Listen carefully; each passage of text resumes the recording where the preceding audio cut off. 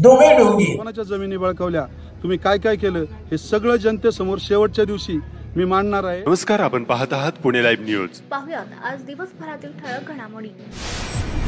खेड आळंदी विधानसभा मतदारसंघातील विविध ठिकाणी विकास कामांचे सार्वजनिक ठिकाणी असणारे बोर्ड आचारसंहिता सुरू झाल्यानंतर झाकण्यात आले, मात्र यात कुचराई करण्यात आली। अनेक ठिकाणी बोर्ड चक्क वर्तमानपत्रे लावून पक्षपातीपणे झाकण्यात आले आहेत। सध्या अनेक ठिकाणी हे बोर्ड उघडे पडले आहेत। विधानसभा निवडणुकीत 27 पथके कार्यरत असताना उघडे पडलेले बोर्ड झाकण्याबाबत नगर परिषदांसह ग्रामपंचायत प्रशासन दुर्लक्ष करत आहे। आचारसंहिता धाब्यावर बसून पाहणीसाठी नेमण्यात आलेल्या पथकांना अजूनही फिरण्यासाठी पाहणी देण्यात येत नाहीत। रात्रीच्या वेळी सुरू झालेले लक्ष्मी दर्शन नजरेआड केले जात आहे। खेड तालुक्यातील पुढील अखेरच्या 5 दिवसात विधानसभा निवडणुकीचा प्रचार शिगेला पोहोचणार आहे। खेड तालुक्यात पुढील 5 दिवसात राज्यातील प्रमुख नेत्यांच्या सभा होणार आहेत। महायुती आणि महाविकास आघाडीच्या आपल्या उमेदवारांना निवडून आणण्यासाठी शरद पवार, अजित पवार यांच्यासह उद्धव ठाकरे खेड तालुक्यात सभा घेणार आहेत। बुधवारी 13 नोव्हेंबर रोजी बाबाजी काळे यांच्या प्रचारासाठी शरद पवारांची सभा राजगुरुनगर मध्ये होणार आहे। त्यानंतर 17 नोव्हेंबर आणि 18 नोव्हेंबर रोजी अनुक्रमे उपमुख्यमंत्री अजित पवार व माजी मुख्यमंत्री शिवसेना युबीटी पक्षाचे अध्यक्ष उद्धव ठाकरे यांच्या सभांनी खेडचे मैदान गाजणार आहे। याशिवाय राज्यातील अन्य स्टार प्रचारक देखील खेडमध्ये सभा घेणार आहेत। या सभांकडे खेड तालुक्याचे लक्ष लागले आहे। तळेगाव चाकण शिक्रापूर NH 548D च्या अस्तित्वातील दुपदरी 54 किलोमीटर महामार्गाची सुधारणा करून उन्नत एलिव्हेटेड उड्डाणपूल बांधकाम करण्याचे काम आता राज्य पायाभूत सुविधा विकास महामंडळ म्हणजेच MSIDCच्या मार्फत होणार आहे। त्याला केंद्रीय रस्ते वाहतूक व महामार्ग मंत्रालयाकडून मॉर्थ मंजुरी देण्यात आल्याचं प्रशासनाकडून सांगण्यात येत आहे। राज्य सरकारच्या स्वनिधीतून हे दोन्ही महामार्ग विकसित केले जाणार आहेत। सक्षम अधिकाऱ्यांच्या मान्यतेनुसार NH 548D तळेगाव चाकण शिक्रापूर या महामार्गाच्या कामाच्या प्रस्तावाची जबाबदारी MSIDCला सोपविण्यास मंजुरी देण्यात आली आहे। त्यानुसार दोन्ही राष्ट्रीय महामार्गांची मालकी राष्ट्रीय महामार्ग प्राधिकरणाकडे असले तरी त्यांच्या विकासाची कामे आता MSIDC करणार आहे। गेली अनेक वर्षे रखडलेल्या तळेगाव चाकण शिक्रापूर महामार्गाच्या कामास राज्य शासनाकडून गती मिळण्याच्या शक्यतेनं वाहतूक कोंडीला बैतागलेल्या मावळ, खेड आणि शिरूर तालुक्यातील नागरिकांच्या आशा पल्लवित झाल्या आहेत। मात्र मागील अनेक वर्षे केवळ निवडणुकांच्या काळात घोषणा होत असून प्रत्यक्ष रस्त्याचे काम मात्र सुरू होत नसल्याचा नागरिकांचा अनुभव आहे। जिल्हा परिषदेच्या अखत्यारीत खेड पंचायत समितीच्या पाटबंधारे विभागामार्फत सध्या ओढ्यावरील कोल्हापूर पद्धतीचे वळण आणि साठवण बंधाऱ्याचे लोखंडी ढापे बसविण्याचे काम ग्रामपंचायतीच्या वतीने करण्यास सुरू झाल्याची माहिती गटविकास अधिकारी विशाल शिंदे यांनी दिली। पूर्व पश्चिम भागातील ओढ्यावरच्या पाण्याचा प्रवाहाचा अंदाज घेऊन बंधाऱ्यात पाणी अडविण्याबाबत ग्रामपंचायतींना सूचना देण्यात आल्या असून लोखंडी ढापे बसवण्यात येत आहेत। तालुक्याच्या पश्चिम आदिवासी भागातील सह्याद्रीच्या डोंगर रांगेतील ओढे अजूनही पाणी वाहत असल्यामुळे ते अडवण्यास सुरुवात झाली नसून डिसेंबर महिन्यात हे बंधारे अडविण्यास सुरुवात करण्यात येणार असल्याची माहिती प्रशासनाने दिली आहे। खेड आळंदी विधानसभा मतदारसंघातील शासकीय कर्मचाऱ्यांचे दुसऱ्या टप्प्यातील शेवटचे प्रशिक्षण दिनांक 11 आणि 12 नोव्हेंबरला राजगुरुनगर येथील महात्मा गांधी विद्यालयात पार पडले। ते बघा आणि 1000 अधिक 1 EDC 1000 अधिक 2 EDC असं आपण प्रचार कमिशनच्या डायरीमध्ये लिहायला लागेल। जसं तिकडे लिहायचं मतदार तसं इकडे 17 लिहिताना थोडंसं ABC फॉर्मॅटमध्ये लिहिलं। यांनी काय विशेष काळजी घ्यायची आहे त्याची। खेड तालुक्याच्या पश्चिम पट्ट्यातील खरोशी या ठिकाणी प्रबोधिनी कार्तिकी एकादशी निमित्त विठ्ठल रुक्मिणी मंदिरामध्ये धार्मिक कार्यक्रमाचे आयोजन करण्यात आले होते। खेड आळंदी विधानसभा मतदारसंघातील महायुतीचे उमेदवार आमदार दिलीप मोहिते पाटील यांनी काळूस येथील सभेत विरोधी उमेदवार बाबाजी काळे यांच्यासह अनेकांवर जोरदार टीका केली। आमदार मोहिते नेमकं काय म्हणाले जाणून घेऊयात।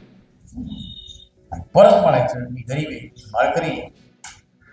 आता एवढ्या 40,000 ज्ञानेश्वरी वाटल्या, मस्त त्याचा सासरा नाना टाकले त्याला एक करा येत आली बरं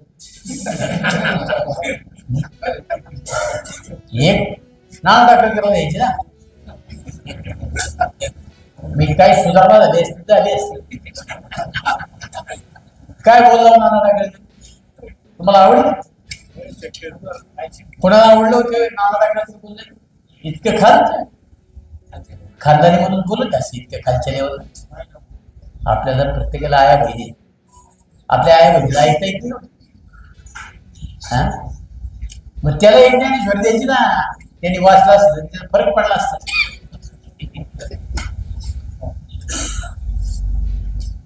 आता जाहीरपणे सांगितलं की नाना आडाखेडकरांचे हे जावई, तिथंच निम्मा प्रचार संपला. संपला का नाही तुम्ही सांगा मला. इथल्या सगळ्या काळूसकराला माहिती, ज्या वेळेला खरेदी विक्री संघाच्या माध्यमातून कांदा खरेदी पिंपळगावला झाली का नाही, नाफेडची सगळी सूत्र कोणाकडे होती, काय केलं त्यावेळेला, आणलंय का नाही. आता ते झालं 35 एकर जमीन घेतली का नाही, करून दिला का नाही घेतली. मातीत कुणाला घातलं, सरकार लोकांना घातलं का नाही. मी 60 वर्ष संस्था सांभाळतो. खरेदी विक्री संघाची कुठली ऍक्टिव्हिटी तुम्हाला दिसली हो 60 वर्षात? होते ते इमारती भाडे देऊन टाकल्या, पंप चालवायला दिला, त्याचं भाडे मिळतं ते याच्यात पगारायचा होतो. आज त्या माणसाचं वय, मला काल बापूंनी सांगितलं, बापूचं वय 74 आहे. 74. बापू म्हणले त्याचं 75% असणार, माझ्यापेक्षा 1 वर्ष निवडली. 75 वर्षाच्या माणसाला 90,000 रुपये पगार आहे मंडळी. किती? 90,000. विलास कातुरी ठराव केला म्हणजे हाच मॅनेजर राहू दे. ते म्हणलं माझ्या सह्याच नाही, त्यांच्या सुद्धा सह्या खोट्या मारल्या. आणि हा 75 वर्षाचा शेलार मामा तिथं आता मॅनेजर आहे. आयुष्यभर नोकरी हो का नाही. एकदा मागे जनता दलात तू भरायला गेला नारायण पवारांच्या विरोधात, तेवढं मी नारायण पवारांच्या बाजूने मला सांगायचं काय केले हलो हलो कधी. परत भूक राहिली का, परत उभा राहिला का सांगा बरं, राहिला का. आता सासरीच्या जिथे गेलं जावायचं करायचं का नाही, यालाही भूक नाही राहिली पाहिजे. सासरीच्या पुढची आवला द्यायची, सारखेच सासर जावे, एकाला एक न.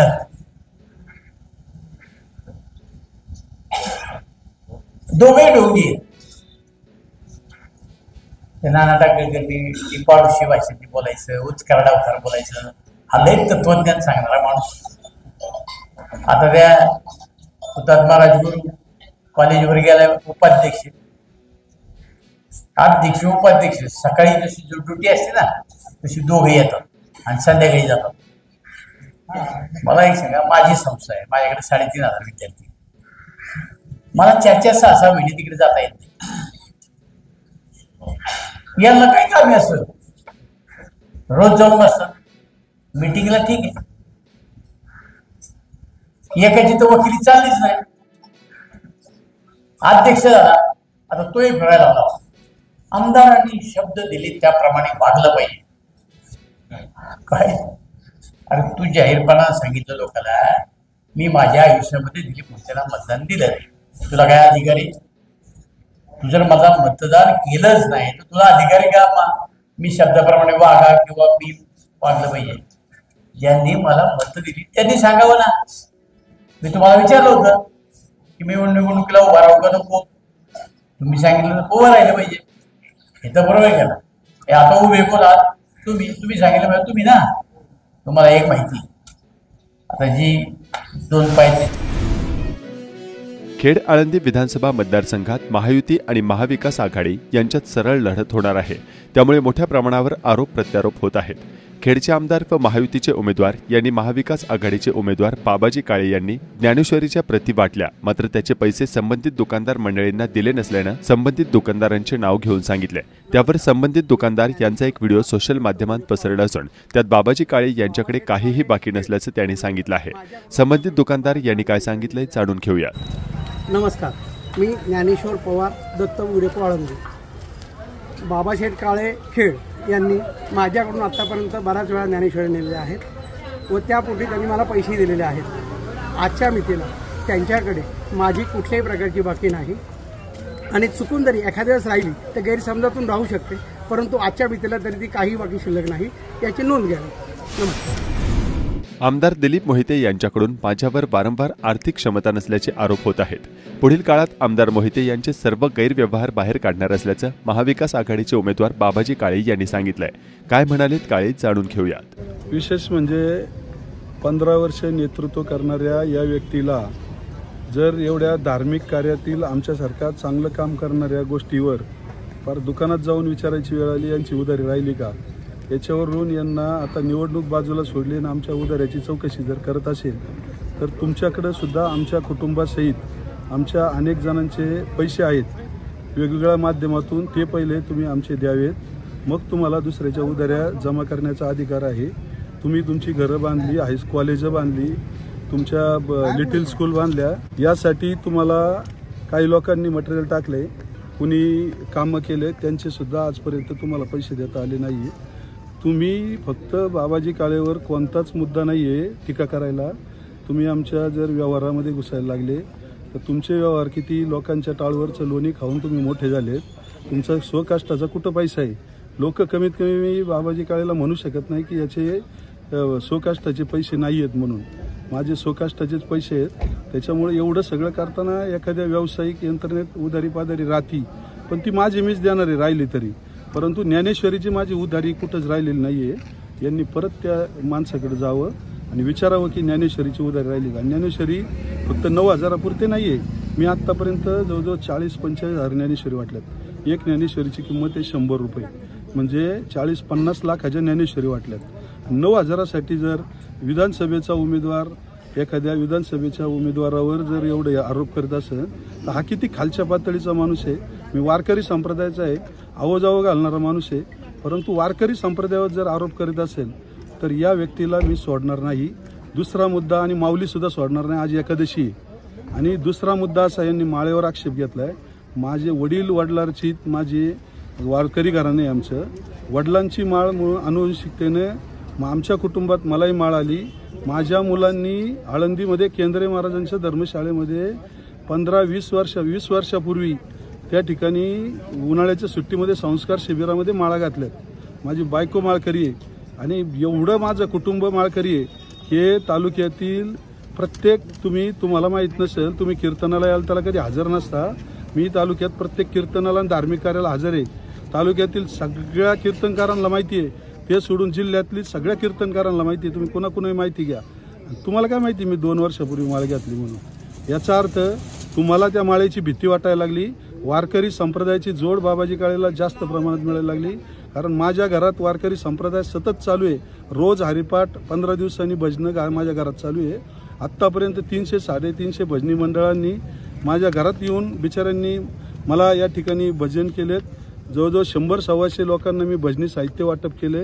आणि त्यामुळं वारकरी संप्रदायाची एवढी मोठी श्रद्धा माझी वारकरी संप्रदाय आहे, त्यामुळे ती लोक मला जोडली गेलेली आहेत. आणि जवळजवळ 30,000 ते 40,000 लोकांचा पाठिंबा मला एकजुटीनं मिळतोय. हे पाहिल्याच्या नंतर यांच्या पायाखालची वाळू सरकली आणि ते जनतेला सांगतात की तुम्ही सांगून काय उपयोग. त्या क्षेत्रातली लोक बोलली पाहिजे ना, बाबाजी काय वारकरी क्षेत्राशी जोड नाही का. मी त्या दिवशीच त्यांना आव्हान केलं होतं. ते म्हणले यांना हरिपाठ येतो का, अभंग येतो का.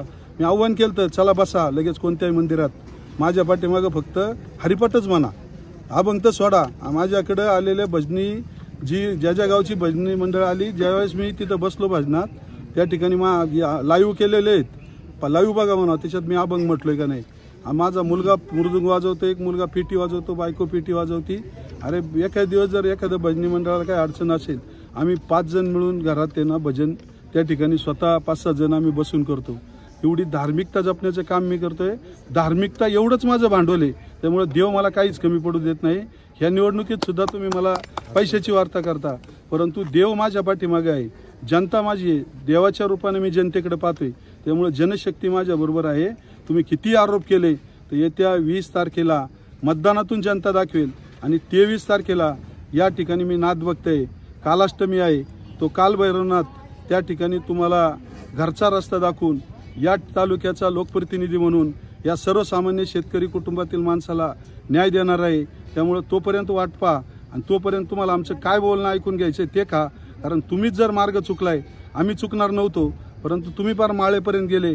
आता तुमची सुट्टी नाही. तुमचे कारनामे येत्या 5 दिवसात मी बाहेर काढणार. तुमच्याबरोबर मी 8-9 वर्ष राहिलोय.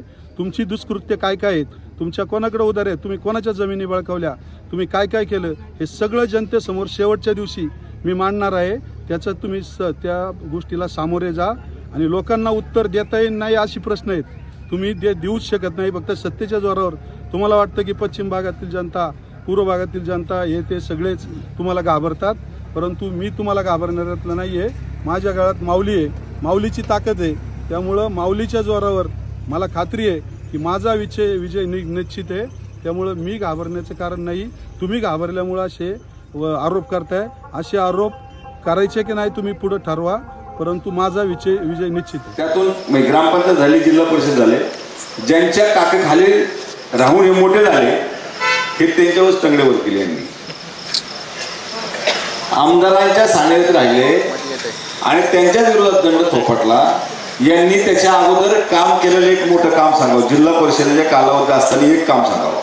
बाबा शेठ, तुम्ही असताना, तुम्ही आता जिल्हा परिषदेला होते, अख्ख्या तालुक्यातल्या प्रत्येक गावात काही ना काहीतरी तुम्ही काम केलं, हे सांगता येईल. तुम्ही सांगताय, दुनिया सांगेल. यांनी काहीच काम नाही केलं. यांनी एक काम केलं, उठलं की नारायण पवारांच्या बोलायचं, टीका करायची, काहीच नाही.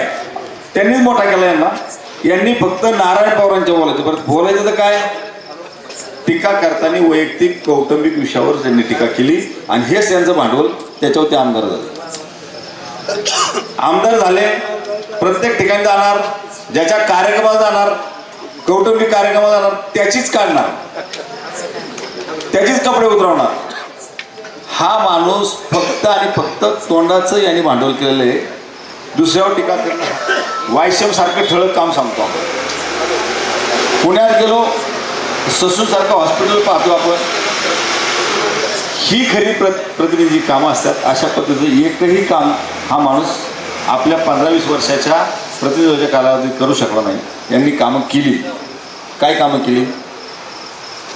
दोघांची भांडणं झाली, त्याला उचलून आत टाक, त्याच्यावर विनयभंगाचा गुन्हा दाखल होता. यांनी कामं केली. जर आपल्या रस्त्यामध्ये जर कुणी आला, MIDC मध्ये काम करायला अडचण तयार झाली, उचल आत टाक. एखादा अडचणी आला, बांधकाम आहे त्याचं, गुन्हा दाखल करून टाका. अशा पद्धतीची कामं मात्र या मांजरांनी केली. बाबासाहेब, आपण काळजी करायचं काही कारण नाही. उद्याच्या काळात त्यांच्या ह्या बोलथापा, खोटारड्यापणा सगळ्या लोकांच्या लक्षात आलेला आहे. की पावलं पावले कितीही खोटं बोलले, ज्या दिवशी तुम्हाला तिकीट या ठिकाणी AB फॉर्म भेटला आणि तुम्हाला सुधीर भाऊ असतील, अतुल भाऊ असतील आणि अनेकांनी तुम्हाला पाठिंबा दिला, त्याच दिवशी ह्या तालुक्यातल्या जनतेने ठरवलं उद्याच्या काळातला आमदार बाबासाहेब काळे होणार. आणि आता मी पहिल्या दिवसापासून सांगत होतो, इकडची दुनिया तिकडं जरी झाली तर उद्याच्या काळातला आमदार बाबासाहेब होणार म्हणजे होणार. ही काळ्या जगावरची पांढरे आहे. आणि म्हणून आता फक्त आपल्याला सावधानगिरी बाळगायची. ती माझ्या खेड तालुक्यातली तमाम जनता 100% पाळणारे. मला खात्री आहे की उद्याच्या काळामध्ये अशा अन्याय करणाऱ्या आणि स्वतःला वेगळ्या पद्धतीने समजून सर्वसामान्य अन्याय करणाऱ्या माणसाला थांबवण्यासाठी एक बदल म्हणून, परिवर्तन म्हणून 100% यावेळेचा कार्यकर्ता, यावेळेचा सर्वसामान्य माणूस निर्णय घेणार आहे आणि बदल घडवणार आहे. आणि मी सगळ्यांना विनंती करणार या निमित्ताने, बाबासाहेब काळे यांची निशाणी आहे मशाल. काय निशाणी आहे? मशाल. निशाणी मशाल. मशाल चिन्हाच्या समोरील बटन दाबून बाबासाहेब काळे यांना पंढरीचा वारकरी, विधानसभेचा मानकरी होण्यासाठी.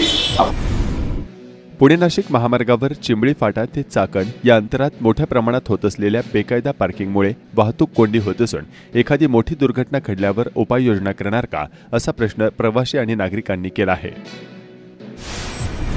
महाविकास आघाडीचे अधिकृत उमेदवार व सर्वपक्षीय आघाडीचे पुरस्कृत उमेदवार बाबाजी रामचंद्र काळे यांच्या प्रचारार्थ राष्ट्रवादीचे अध्यक्ष शरद पवार यांची जाहीर सभा बुधवारी दिनांक 13 नोव्हेंबर रोजी कृषी उत्पन्न बाजार समिती मागील मैदान, राजगुरुनगर, तालुका खेड या ठिकाणी सायंकाळी 5 वाजता होणार आहे. शेतकऱ्यांचे कैवारी यांची जाहीर सभा उद्या सायंकाळी 5 वाजता खेड कृषी उत्पन्न बाजार समितीच्या आवारामध्ये होणार आहे.